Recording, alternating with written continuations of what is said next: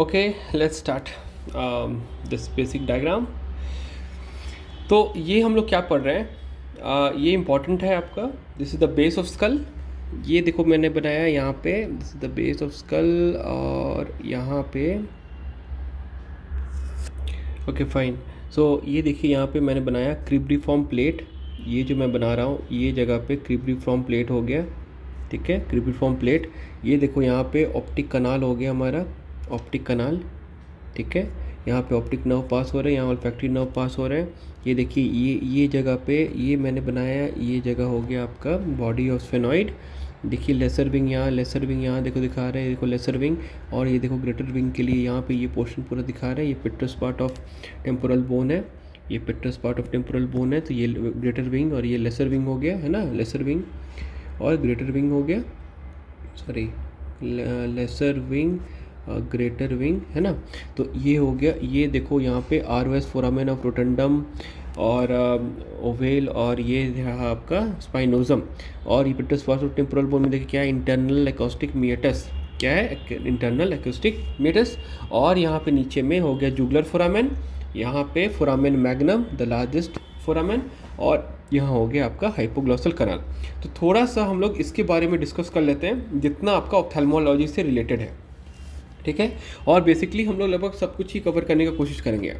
तो superior orbital जो ये रहता है, सुपीरियर ऑर्बिटल फिशर जो रहता है, वहाँ से 3, 4 और 6, 3, 4 और 6, ठीक है ना। तो ये मोटर सप्लाई और V1 जो सेंसरी जो और ऑप्थेल्मिक वेन्स ये पास होता है। ये एनाटॉमी का क्वेश्चन हो गया। फोरामेन रोटेंडम से V2 पार्ट, फोरामेन ओवेल से V3 पार्ट। यार ये क्या है सर, ये क्या है, फी मतलब हो गया ट्राइजेमिनल का 3 पार्ट होता है, V1 V2 V3, ठीक है ना। तो ये उसका पार्ट है, ठीक है। तो इम्पॉर्टेंट क्या है, ये ऑप्थेल्मिक मैक्सिलरी मैंडिबुलर, ठीक है। और जो मैंडिबुलर ब्रांच है वो देखो ऐसे करके करते हैं। ये मैंडिबुलर नर्व मेल हो गया, ठीक है। और एक्सरी मेनिंजियल आर्टरी, एल से है lesser petrosal nerve, very very important anatomy के लिए, और एमिसरी वेन। तो ये मेल स्ट्रक्चर पास होते हैं फोरामेन ओवेल से, ठीक है। फोरामेन स्पाइनोजम से क्या पार होता है, मैन, मेल हो गया, फिर मैन। सर आप तो जैसे फेमिनिस्ट होता है वैसे मेनमिस्ट बन गए आप, लेकिन ऐसा नहीं है, मतलब देखिए भावनाओं को समझो। फोरामेन स्पाइनोजम जो है वो है middle meningeal artery, emissary when and nervous spinosum, ये यहाँ से पास होती है, ठीक है। इंटरनल एकॉस्टिक मिएटस से, नाम ही है एकोस्टा, ठीक है। तो यहाँ से क्या पास होगा, 7th और 8th नर्व, मतलब फेसियल और आपका वेस्टिबो कॉक्लियर नर्व, और लेब्रिंथाइन आर्टरी। जुगलर फोरामेन से क्या पास होगा, तो इंफीरियर पेट्रोजल साइनस, ठीक है, अपर एंटीरियर पार्ट से। मिडिल पार्ट से होगा 9, 10th and 11, 9, 10th and 11 glossopharyngeal, vagus और स्पाइनल एक्सेसरी। और पोस्टीरियर से सिग्मॉइड साइनस पार होगा जो इंटरनल जुगलर वेन में कंटिन्यू होगा। और हाइपोग्लॉसल कनाल से क्या पास होगा, हाइपोग्लॉसल नर्व। हाइपोग्लॉसा मतलब टंग के नीचे, ठीक है। फोरामेन ऑफ मैग्नम से क्या पास होता है, lower end of medulla oblongata, vertebral artery and venous plexus, और spinal accessory root of spinal accessory nerve, ठीक है। अगर मैं बात करूं एक न्यूरॉन की, तो ये हो गया उसका साइटॉन, ठीक है। ये एक्सॉन हिलॉक, ये डेंड्राइट्स, ठीक है। और ये जो लंबा सा दिख रहा है आपको, ये हो गया आपका एक्सॉन। ये है आपका श्वान सेल्स जो उसको कवर करता है, माइलिन शीथ है ना, सॉरी माइलिन शीथ, तो उसको कवर करता है। और ये देखिए ये हो गया आपका ये एक्सॉन्स। तो group of cyton in the CNS is called nuclei, group of cyton in the PNS is called ganglion, है ना। तो अंदर में होगा तो न्यूक्लियाई, बाहर में होगा तो ganglion. Group of axons in the CNS is called tract, आप पढ़ोगे वाइट फाइबर ट्रैक्ट, ट्रैक्ट। तो ट्रैक्ट क्या होता है, एक्सॉन्स। और nerves, group of axons in the PNS is called nerve. सबसे पहले तो इसको क्लियर करो, क्लियर हो गया एनाटॉमी, ठीक है। आगे बढ़ रहे हैं, देखिए T1 to L2 जो होता है थोरैकोलंबर होता है, एंड C इसमें और S, ठीक है। क्रेनियो सैक्रल आउटफ्लो, उसमें देखो 3, 7, 9, 10, और सैक्रल में 2, 3, 4, ये है cranio sacral outflow. Very very important है ये सब, बहुत बहुत इंपॉर्टेंट है। आपको कहीं जब भी जाओगे ये जरूर पूछेगा, चाहे आप कोई भी ब्रांच में हो, ठीक है। ये है मिड ब्रेन, पॉन्स, मेडुला। मैंने बनाया ब्रेन स्टेम, मैंने बनाया ब्रेन स्टेम, ठीक है। तो मान लीजिए ये है आपका ब्रेन, ब्रेन मतलब ये एक हेमिस्फीयर मैंने बनाया, और यहाँ पे पहले ये 3 पार्ट बनाए, ठीक है। ये हो गया मिड ब्रेन, पॉन्स, मेडुला, और ये बना दिया फोरामेन मैग्नम, और ये बन गया स्पाइनल कॉर्ड, ठीक है। सर ये क्या बना दी ऊपर में, ये देखो ये सेरिब्रल हेमिस्फीयर यहाँ पे पूरा पढ़ लिया ये वाला, ठीक है। यहाँ पे है हमारा थैलेमस, ये है हमारा हाइपोथैलेमस, ठीक है। फिर आया mid brain, pons, medulla oblongata, आपका स्पाइनल कॉर्ड। एकदम क्लियर है। तो मिड ब्रेन में तुम्हारा 3 और 4th नर्व का ये रहता है ओपनिंग, मतलब न्यूक्लियर रहता है।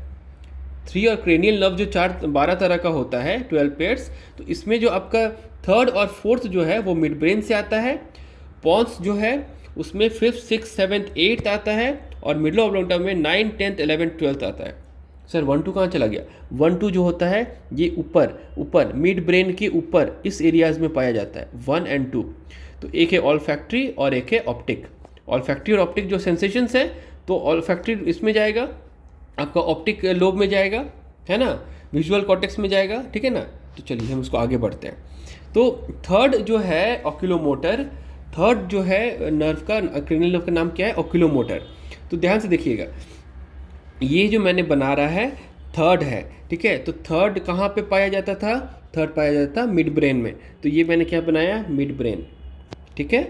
मिड ब्रेन में आया 3rd नर्व न्यूक्लियस, और ये है एडिंजर वेस्टफॉल न्यूक्लियस। ये दोनों कहाँ होता है? मिड ब्रेन में। और ये आपको जानना है, बहुत इंपॉर्टेंट, ठीक है। यहाँ पे कुछ आर्टरीज के नाम मैंने लिखा है, पोस्टीरियर सेरिब्रल आर्टरी और सुपीरियर सेरिबेलर आर्टरी, ठीक है। तो इसमें अगर एन्यूरिज्म हो जाता है तो 3rd नर्व पल्सी होता है। ये निमहांस का क्वेश्चन है, और ये बहुत इंपॉर्टेंट है। कोई भी इंस्टीट्यूट है, वहाँ पे बड़े बड़े इंस्टीट्यूट है, वहाँ पे इस तरह के क्वेश्चंस पूछते हैं, ठीक है। तो आप जब सर्कल ऑफ विलिस पढ़िएगा एनाटॉमी में, ठीक है, तो या फिर मेडिसिन में, तो वो आपका वहाँ पे पढ़ना होगा, ठीक है। अच्छा, इम्पॉर्टेंट चीज़ क्या है?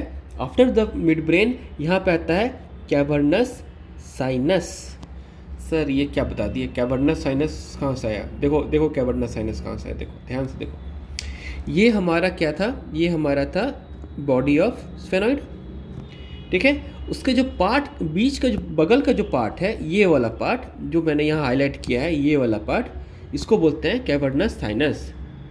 यहाँ पे बहुत सारे वेन्स जो है उसके ट्रिब्यूटरीज आके यहाँ मिलती है, कैवर्नस साइनस, ठीक है। ये हो गया cavernous sinus. Cavernous sinus sir थोड़ा सा डिटेल में बताइए सर, कैवर्नस साइनस और डिटेल में। तो ये है हमारा कैवर्नस साइनस, ठीक है। तो देखिए ध्यान से, ये हमारा देखो, ये पिट्यूटरी ग्लैंड है यहाँ पे, ठीक है ना, पिट्यूटरी ग्लैंड है, ये पिट्यूटरी स्टॉक है। ध्यान से देखिएगा, ये हमारा स्फेनॉइड बोन है, जो बटरफ्लाई बनाए थे ना, तो उसको हम थोड़ा सा टेढ़ा करके देख रहे हैं, समझ में आया? मतलब हम लोग एंटेरो पोस्टीरियरली उसको देख रहे हैं, ठीक है। तो ये देखिएगा स्फेनॉइड का, देखो ये स्फेनॉइडल साइनस हो गया, ठीक है। और ये एक डिप्रेशन है जिसमें पिट्यूटरी है, जिसका नाम हम लोग बचपन से पढ़ते आए हैं, राइट।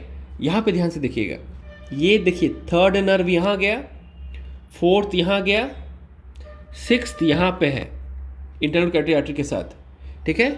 और V1 यहाँ पे है, मतलब सॉरी 5 का जो 1 पार्ट है वो यहाँ पे है, V2 यहाँ पे है, और V3 देखो बाहर में है। लेकिन ग्रे मैटर क्या बोलता है कि V2 is not along the lateral wall, उसको भी डिस्कार्ड कर दिया है ग्रे एनाटॉमी, ठीक है। बट हम लोग पढ़ने के लिए, समझने के लिए भी क्या पढ़ेंगे? 3, 4 और 6, ठीक है। 3, 4 और 6 अभी पढ़े थे, अपर्चर से पार होता था। फिर V1, V2 और V3 अभी हम लोग कुछ देर पहले ही पढ़े हैं, ठीक है।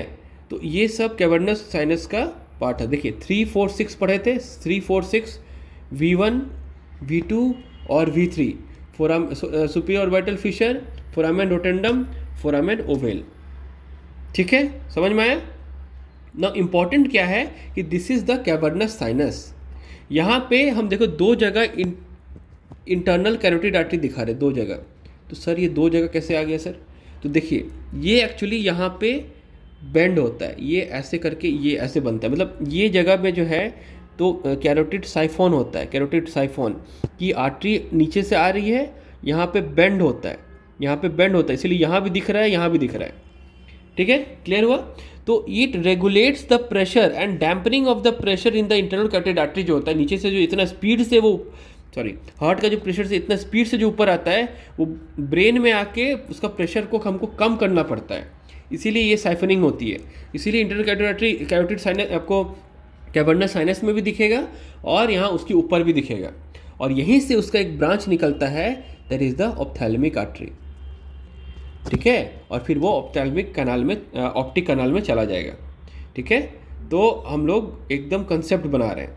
ठीक है, हम लोग एकदम कंसेप्ट बना रहे हैं कि यहाँ पे ऑप्टिक कैनाल है, उसमें ऑप्थैल्मिक आर्टरी जाएगी, और ये जगह में सर दूसरा कलर यूज़ किए सर, देखो यहाँ पे ये जगह पे बाबू ऐसे करके यहाँ से निकलता है। ठीक है, इंटरनल कैरोटिड आर्टरी, और हो के वो देखो ऐसे ऐसे करके पास करेगा, पास करके ऊपर जाएगा, ऊपर जाके फिर यहाँ सर्कल ऑफ विलिस बनाने के लिए जाएगा, लेकिन एक ब्रांच देगा, एक ब्रांच देगा जिसको हम लोग बोलते हैं क्या, ऑप्थैल्मिक आर्टरी। क्लियर है। सिमिलरली इस साइड पे भी सेम होगा, ऐसे करके जाएगा, जाके सर्कल ऑफ विलिस बनाने के लिए ब्रांच देगा, और यहाँ से ऑप्थैल्मिक आर्टरी ऐसे करके निकल जाएगा। क्लियर हो गया। तो हम लोग सर्कल ऑफ विलिस को डिटेल में कभी और पढ़ेंगे। ठीक है, लेकिन बेसिक कंसेप्ट आपको यहीं पे मिल गया। क्लियर है। ठीक है, इंटरनल कैरोटिड आर्टरी कहाँ से आया, क्या नहीं हुआ, समझ में आ गया। चलो आगे बढ़ते हैं। कलर चेंज किए सर, चलो कलर चेंज। तो ये मैं बता रहा था कि ये जो है ये दो आर्टरीज इसमें था। इंपॉर्टेंट चीज़ क्या है, ये रहा हमारा कैवर्नस साइनस। तो ये तो भूल ही गए सर, क्या हुआ था सर, फिर से बताइए। तो ये रहा मिड ब्रेन, मिड ब्रेन में दो न्यूक्लियस, थर्ड नर्व न्यूक्लियस और एडिंजर वेस्टफाल न्यूक्लियस। ठीक है, वो जब पार होके आगे जा रहा है, ठीक है, तो यहाँ पे आता है कैवर्नस साइनस। सर वहाँ तो दिखाई नहीं थे, अरे थर्ड नर्व दिखाए थे ना, रुको ना अभी, तो थर्ड नर्व दिखा दिया हम, तो कैवर्नस साइनस में। और ये रहा सुपीरियर ऑर्बिटल फिशर, ये रहा सुपीरियर ऑर्बिटल फिशर। अब देखो यहाँ से ये कलर को फॉलो कीजिए, ये जा रहा है, यहाँ पे ब्रांच दिया, ये सुपीरियर ऑक्यूलोमोटर और ये इंफीरियर ऑक्यूलोमोटर में टूट गया। ठीक है, सुपीरियर ऑक्यूलोमोटर और इंफीरियर ऑक्यूलोमोटर। सर आप बताए थे ये कभी लग रहा है, सुना सुना लग रहा है। ये सुना सुना क्यों लग रहा है सर, क्योंकि अभी हम लोग पिछले सेक्शन में क्लास में जब हम लोग सोनिया पढ़े थे, तब हम लोग ये चीज़ को पढ़े थे। ठीक है, ओके, लेट मी सर्च। तो यहाँ पे आपका कंसेप्ट क्लियर है। पुराने वीडियोस को हमेशा पहले देख लेना, फिर यहाँ पे आना। ठीक है, लगता है कि एकदम आगे ही चलेगा। देखो ये, तो यहाँ पे जब हम लोग पढ़े थे कि ये सुपीरियर ऑर्बिटल फिशर है, तो सुपीरियर ऑर्बिटल फिशर जब हम लोग पढ़ रहे थे, तो उसमें हम लोग यहाँ पे पढ़े थे कि यहाँ पे एक मसल होता है एलपीएस, यहाँ होता है सुपीरियर ऑब्लिक। ठीक है, और यहाँ ये हो गया आपका सुपीरियर ऑब्लिक, और यहाँ पे medial rectus, superior rectus, lateral rectus और इंफीरियर रेक्टस जो होता है वो फोर रेक्टाई एनुलस ऑफ जिन में ओरिजिन होता है। ये रहा ऑप्टिक कनाल, इसमें हम बताया क्या क्या, ऑप्टिक नर्व और ऑप्थैल्मिक आर्टरी पास होती है। ठीक है, और यहाँ हम बताए थे सोनिया। अब ये जो सोनिया था क्या था भाई, तो सबसे पहले इंपॉर्टेंट था ऑक्यूलोमोटर सुपीरियर और ऑक्यूलोमोटर इंफीरियर। देखो ये चीज़ था, और ये है एब्ड्यूसेंस, सिक्स्थ नर्व। क्लियर हो गया, एकदम क्लियर। तो और अच्छा, ऑप्थैल्मिक आर्टरी जो हम बता रहे थे, ऑप्थैल्मिक आर्टरी ये भी टूट जाता है सुपीरियर और इन्फीरियर में। तो ये एक्चुअली किसका ब्रांच है, आईसीए का। ये बहुत इंपॉर्टेंट क्वेश्चन है, आपको वाइवा में पूछा जाता है, एमसीक्यू में आता है। ठीक है, these are concepts, basic concepts. ये ठोस कंसेप्ट से अगर बना लेते हो आप, आपको लाइफ में कभी गलती, मतलब कभी डिफिकल्टी नहीं होगी, आपको ब्रेन से आप डरोगे नहीं कभी। ठीक है, चलो एकदम बेसिक कंसेप्ट को हम लोग क्लियर करते हुए जा रहे हैं। ठीक है, तो ये हो गया। अब देखिए, ध्यान से देखिएगा, ये रहा सुपीरियर ब्रांच, ये रहा इंफीरियर ब्रांच। सुपीरियर ब्रांच जो है वो आपको सप्लाई करेगा सुपीरियर रेक्टस को, ठीक है, और सप्लाई करेगा एलपीएस को। तो एलपीएस को कौन सप्लाई करता था, हम लोग डिस्कस किए थे, थर्ड नर्व। अभी थर्ड नर्व का भी कौन सा ब्रांच, सुपीरियर पार्ट। क्लियर हो गया। और इन्फीरियर को थर्ड नर्व, इन्फीरियर कैसे कैसे सप्लाई करेगा, एक सप्लाई करेगा मीडियल रेक्टस को, एक सप्लाई करेगा इन्फीरियर रेक्टस को, एक सप्लाई करेगा इन्फीरियर ऑब्लिक को।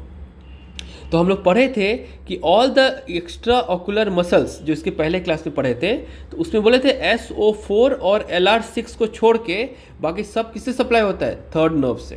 तो देखो हम लोग को दिख रहा है थर्ड नर्व से कैसे सप्लाई हो रहा है। क्लियर हो गया? ठीक है, तो यहाँ SO4 और LR6 अलग होता है।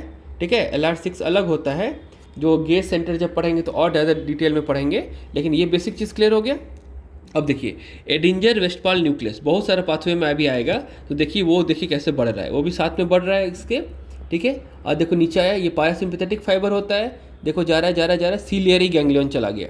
कहाँ चला गया? सीलियरी गैंग्लियन, वहाँ पे सीलियरी मसल और स्फिंक्टर पिपिली इसको सप्लाई करेगा।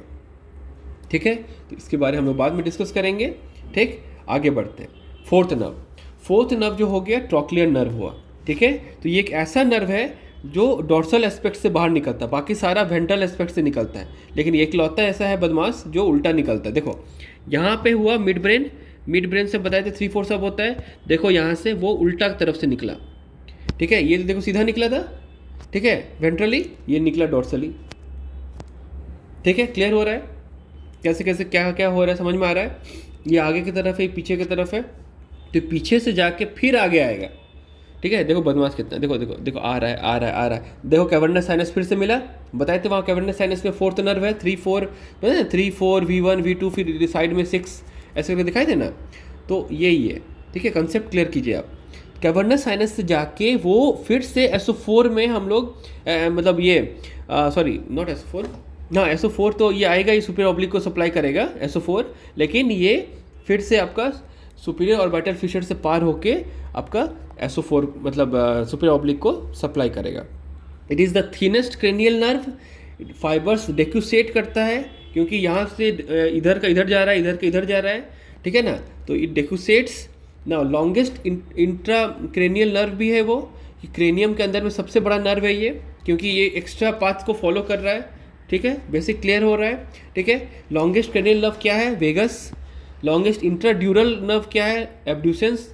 लॉन्गेस्ट इंट्राओसियस नर्व क्या है? फेशियल। ठीक है, तो ये सब तो इंपॉर्टेंट क्वेश्चंस थे, ये सब इंपॉर्टेंट क्वेश्चंस थे जो मतलब पूछे जा सकते हैं। अब हम लोग 6th नर्व के बारे में बात करेंगे, क्योंकि 3, 4, 6 ही बेसिकली हम लोग को आई में पढ़ना होता है। तो 3, 4, 6 में हम लोग 3 पढ़ लिए, 4 पढ़ लिए, अब 6, तो 6 रहेगा पॉन्स में। सबसे पहले ये हम बनाए पॉन्स। ठीक, ये क्लियर हो गया। ठीक है, तो यहाँ पे जो हम लोग बोले थे कि भाई हमारा 3, 4 जो है वो मिड ब्रेन में होता है और 6 होता है पॉन्स में, तो ये चीज़ क्लियर हो गया मेरा कि हम जो बनाए हैं ये पॉन्स है। अब देखो आएगा डोरेलोस कनाल, ये इंपॉर्टेंट टर्म है, MCQ वाइवा सब में पूछा जाता है कि ये। ठीक है, अब ये जो है it is the apex of the पेट्रस part of temporal bone, apex of the पेट्रस part of temporal bone, ये वाला पार्ट। ठीक है, और यहाँ पे होता है कनाल, इसको बोलते हैं डोरेलोस कनाल। फिर पास करेगा किसमें? कैवर्नस साइनस, उसमें भी था, बताए थे हम, इंटरनल कैरोटिड आर्टरी के बगल बगल में जा रहा था। ठीक है सर, अच्छे से बनाई ना, तो इंटरनल कैरोटिड आर्टरी के पास में जा रहा था, बताए थे। ठीक है, क्लियर हुआ? आगे देखते हैं। ये फिर सुपीरियर ऑर्बिटल फिशर में जाके, उसमें भी उसका नाम था, जाके लैटरल रेक्टस को सप्लाई करेगा LR6। ठीक है, अच्छा, जैसे डोरेलोस कनाल है उसी तरह से एक मैकल्स केव भी होता है। तो जब हम ट्राइजेमिनल नर्व के बारे में बताएंगे तो ट्राइजेमिनल गैंग्लियन उसे बताएंगे, वहाँ पे पाया जाता है ट्राइजेमिनल गैंग्लियन मैकल्स केव में। ठीक है, अब गेज सेंटर हम लोग तो पढ़ते हैं डिटेल में।